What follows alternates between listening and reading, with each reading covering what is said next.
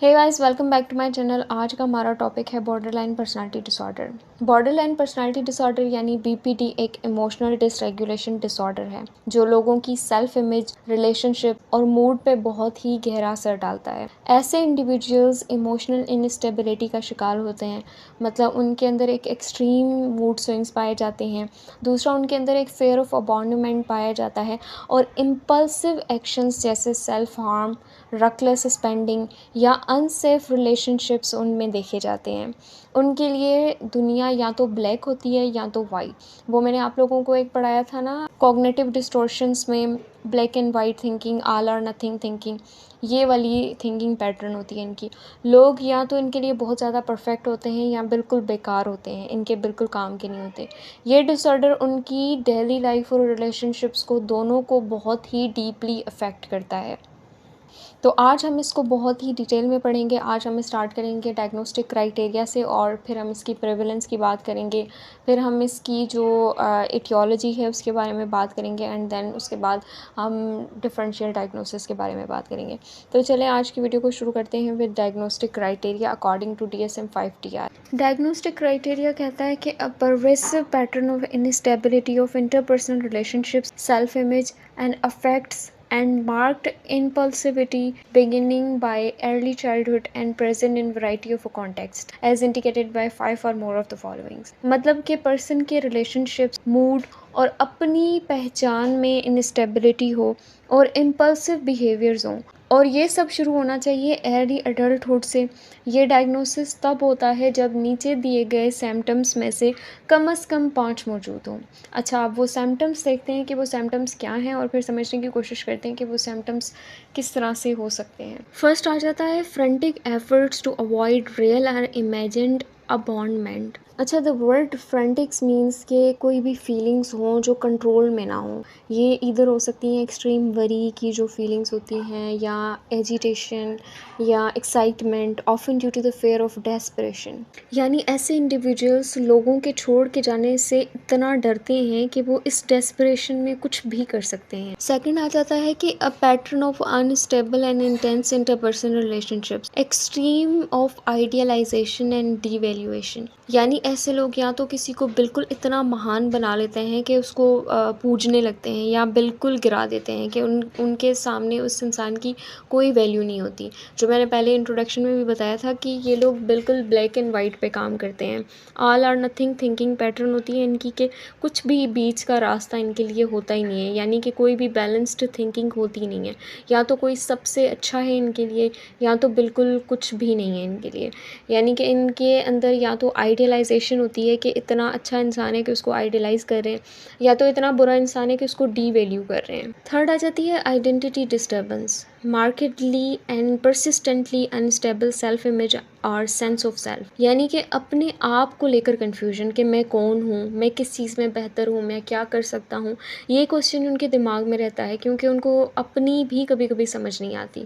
और फोर्थ आ जाता है impulsivity in at least 2 areas that are potentially self damaging, जैसे कि रकलेस ड्राइविंग, बाइंड चीटिंग या सब्सटेंस अब्यूज। किसी भी 2 कॉन्टेक्स्ट में ऐसी इम्पल्सिविटी जो उनके लिए सेल्फ डैमेजिंग हो। फिफ्थ आ जाती है रिकरेंट सुसाइडल बिहेवियर्स, गेस्टर्स और सेल्फ म्यूटिलेटिंग बिहेवियर्स, यानी खुद को नुकसान पहुंचाना या सुसाइडल थॉट्स या अटेम्प्ट्स का होना। 6 नंबर पे आ जाता है affective instability due to mood reactivity. थोड़ा सा ट्रिगर उनका बिहेवियर एक्सट्रीम पे ले जाता है। दुख, गुस्सा या एंजाइटी या ऐसे कुछ जो फीलिंग्स हैं इनके अंदर बहुत घंटों तक या कुछ दिनों तक रहती हैं। 7 नंबर पे आ जाता है क्रोनिक फीलिंग्स ऑफ एम्प्टीनेस। अक्सर उनको लगता है कि उनके अंदर कुछ भी नहीं है, एक खालीपन है, एक एम्प्टीनेस उनको शो होती रहती है। 8 नंबर पे आ जाता है इनएप्रोप्रिएट इंटेंस एंगर और डिफ़िकल्टी कंट्रोलिंग एंगर्स। यानी कि छोटी सी बात पे इनको बहुत ज़्यादा गुस्सा आ जाता है, ऐसा गुस्सा जिसको वो कंट्रोल नहीं कर सकते, या थोड़ा सा मसला हो तो इमोशनल आउटबर्स्ट कर देते हैं। 9 नंबर पे आ जाता है transient stress related paranoid ideation या सिवियर डिसोसिएटिव सिम्टम्स। यानी कि स्ट्रेस के वक्त उनको पैरानोया होना शुरू हो जाता है, वो पैरानॉइड हो जाते हैं कि जैसे उनको लगता है कि हर कोई मेरे खिलाफ साजिश कर रहा है। पैरानोया वाले जो भी सिम्टम्स हैं उनको स्ट्रेस के वक्त आना शुरू हो जाते हैं। या डिसोसिएशन, डिसोसिएशन कहते हैं रियलिटी से डिस्कनेक्ट होने को। अच्छा, डिसोसिएशन कहते हैं रियलिटी से डिस्कनेक्ट हो जाने को। अगर इनके अंदर थोड़ा-सा स्ट्रेस हो या किसी चीज़ की थोड़ी-सी इनकन्वीनियंस हो, बियर करनी पड़े इनको, तो इनके अंदर डिसोसिएशन वाले सिम्पटम्स आना शुरू हो जाते हैं, यानी कि रियलिटी से ये डिस्कनेक्ट हो जाते हैं ऐसे। अच्छा, ये था इंक्लूजन क्राइटेरिया। अगर मैं इसको थोड़ा-सा आप लोगों के लिए कंक्लूड करने की कोशिश करूँ, तो ऐसे लोगों के अंदर एक डर पाया जाता है कि मुझे सब भुला देंगे या सब मुझे भूल जाएँगे, या उनको डर होता है कि कोई मुझे छोड़ के ना चला जाए। इस तरह की फ़ोबिया होती है इनके अंदर, और इनके अंदर एक पैटर्न होता है एक ब्लैक एंड वाइट थिंकिंग का, कि उनको या तो सब बहुत अच्छे लग रहे होते हैं या तो सब बहुत बुरे लग रहे होते हैं। एक इंडिविजुअल या तो उनके लिए देवता होता है या उनके लिए कुछ भी नहीं होता। इनके अंदर आइडेंटिटी डिस्टर्बेंस होती है, इनको खुद को नहीं समझ आता कि जो कन्फ्यूजन है खुद को लेकर इनके अंदर हमेशा रहता है कि मैं कौन हूँ, मैं किस चीज़ में अच्छा हूँ, मैं क्या कर सकता हूँ। ये क्वेश्चन ये अपने माइंड में बार बार पूछते रहते हैं खुद से। इनके अंदर इम्पल्सिविटी पाई जाती है, और एटलीस्ट 2 एरियाज़ ऐसे होते हैं जो इनके लिए सेल्फ डैमेजिंग होते हैं अपनी इम्पल्सिविटी की वजह से।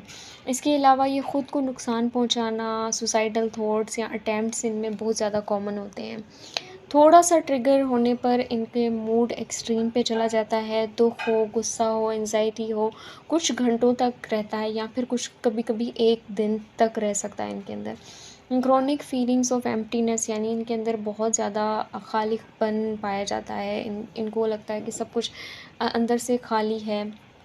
इनको बार-बार गुस्सा आता है, या ऐसा गुस्सा आता है जो कंट्रोल नहीं होता। इसके अलावा इनके अंदर पैरानॉइड थिंकिंग होती है स्ट्रेस के टाइम, और डिसोसिएटिव सिम्पटम्स कभी-कभी देखी जा। अगर मैं एक्सक्लूजन क्राइटेरिया की बात करूँ, तो ये सिम्पटम्स किसी और मेंटल डिसऑर्डर की वजह से नहीं होनी चाहिए, जैसे बाइपोलर डिसऑर्डर, स्किज़ोफ्रेनिया या सब्सटेंस यूज़ या मेडिकल कंडीशन की वजह से नहीं होनी चाहिए। डायग्नोसिस सिर्फ तब दिया जाता है जब ये सिम्पटम्स किसी और इलनेस से एक्सप्लेन ना हो रही। अगर हम बात करें प्रेवलेंस की, तो जनरल पॉपुलेशन में 1.6 से लेकर 5.9 तक लोग बीपीटी का शिकार हो सकते हैं। फीमेल्स में ये ज़्यादा कॉमन होता है, अराउंड 75% डायग्नोस्ड केसेस। बीपीटी के जो क्लाइंट्स होते हैं, ये बहुत बार हॉस्पिटलाइजेशंस, इमरजेंसी विजिट्स और थेरेपी सीख करते हैं। Childhood trauma, specially sexual abuse, neglect या इनकंसिस्टेंट पेरेंटिंग स्टाइल इन लोगों की हिस्ट्री में बहुत आम तौर पे देखा जाता है। अगर मैं बात करूँ कॉजेज़ की, यानी इटियोलॉजी की, तो बायोलॉजिकल फैक्टर्स हो सकते हैं, जैसे जेनेटिक प्रीडिस्पोजिशन होती है, फैमिली हिस्ट्री में बीपीटी या मूड डिसऑर्डर्स का होना इनके लिए इनको वनरेबल बनाता है। ब्रेन के कुछ एरियाज़ जैसे अमेगडाला, हिपोकैम्पस या प्रीफ्रंटल कॉर्टेक्स में डिफरेंसेस आ जाएं तो ये भी कॉजेज़ हो सकते हैं बीपीटी के। साइकोलॉजिकल फैक्टर्स हो सकते हैं, emotional regulation problems, low self worth और फेयर ऑफ रिजेक्शन की वजह से ये हो सकता है। इन्वायरमेंटल फैक्टर्स को भी कुछ हम कंसिडर कर सकते हैं, trauma, unstable family life, emotional invalidation, जब बचपन में किसी को इमोशंस को इग्नोर या रेडिक्यूल किया गया हो, तो भी ये उसका कॉज हो। अगर हम बात करें डिफरेंशियल डायग्नोसिस की, तो बॉर्डरलाइन पर्सनालिटी डिसऑर्डर को काफ़ी डिसऑर्डर्स से अलग करना ज़रूरी है, जैसे बाइपोलर डिसऑर्डर्स। मूड स्विंग्स होते हैं बाइपोलर डिसऑर्डर्स में भी, लेकिन बीपीडी में रैपिड और सिचुएशनल होते हैं as compared to bipolar disorders. उसमें सिचुएशनल और रैपिड नहीं होते। पीटीएसडी में ट्रॉमा स्पेसिफिक होता है, जबकि बीपीडी में जर्नलाइज इंस्टेबिलिटी होती है। ट्रॉमा स्पेसिफिक होना ज़रूरी नहीं है। मेजर डिप्रेसिव डिसऑर्डर एमडीडी में सिर्फ सेल्फ हार्म हो सकता है, लेकिन इंटरपर्सनल चॉइस या आइडेंटिटी डिस्टर्बेंस नहीं होती। Histrionic personality disorder attention seeking दोनों में होती है, यानी बीपीटी और एचपीडी में दोनों में होती है, लेकिन बीपीटी में सेल्फ हार्म और मूड रिएक्टिविटी भी होती है। बॉर्डरलाइन पर्सनालिटी डिसऑर्डर एक पेनफुल और इंटेंस इमोशनल एक्सपीरियंस है, लेकिन इसका मतलब ये नहीं है कि रिकवरी मुमकिन नहीं है। With proper therapy, specially dialectic behavioural therapy, DPT, ऐसे इंडिविजुअल्स को समझने की ज़रूरत होती है, ना कि जज करने की। सपोर्टिव एनवायरनमेंट, साइकोथेरेपी और कंसिस्टेंसी से बीपीटी क्लाइंट्स अपनी लाइफ में पॉजिटिव चेंजेस ला सकते हैं। एम्पैथी, पेशेंस और स्ट्रक्चरल इंटरवेंशन इज़ की।